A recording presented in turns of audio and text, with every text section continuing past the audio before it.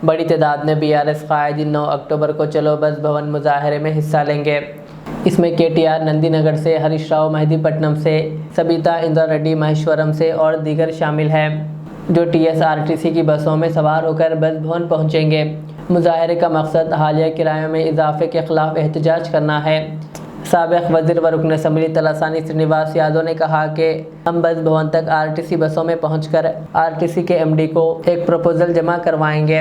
जिसमें इजाफी किरायों की वापसी का मुतालबा किया जाएगा। ధర్నాలు ఇటువంటివి చేస్తే వాళ్ళు పర్మిషన్స్ ఇయ్యరు కాబట్టి మేము ఎల్లుండి పొద్దున అంటే 9వ తారీఖున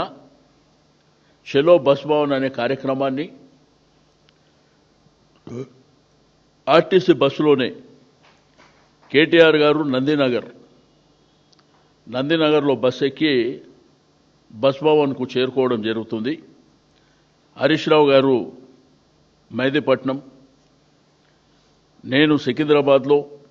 పద్మారావు గారు చిలకలగూడలో, ముఠా గోపాల్ గారు ముషిరాబాద్లో, కాలేరు వెంకటేష్ గారు అంబర్పేటలో, లక్ష్మారెడ్డి గారు ఉప్పల్లో, మర్రి రాజశేఖర్ రెడ్డి గారు మల్కాజిగిరి, కేపీ వివేకానంద గారు కుత్బుల్లాపూర్, కృష్ణారావు గారు కుకట్పల్లి, ఎల్బీ నగర్ నుంచి సుధీర్ రెడ్డి గారు దిల్సుఖ్ నగర్ నుంచి, మహేశ్వరం నుంచి సబితా ఇంద్రారెడ్డి గారు, వీళ్ళతో పాటు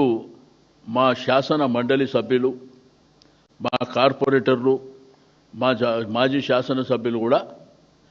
ఏదో పెద్ద గ్యాదరింగ్ అటువంటివి కాకుండా మేమే ఆ బస్సులో కూర్చొని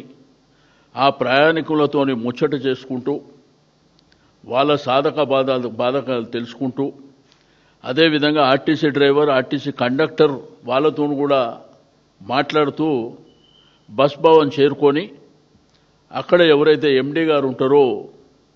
మరి వారికి రిప్రజెంటేషన్ ఇవ్వడం జరుగుతుంది।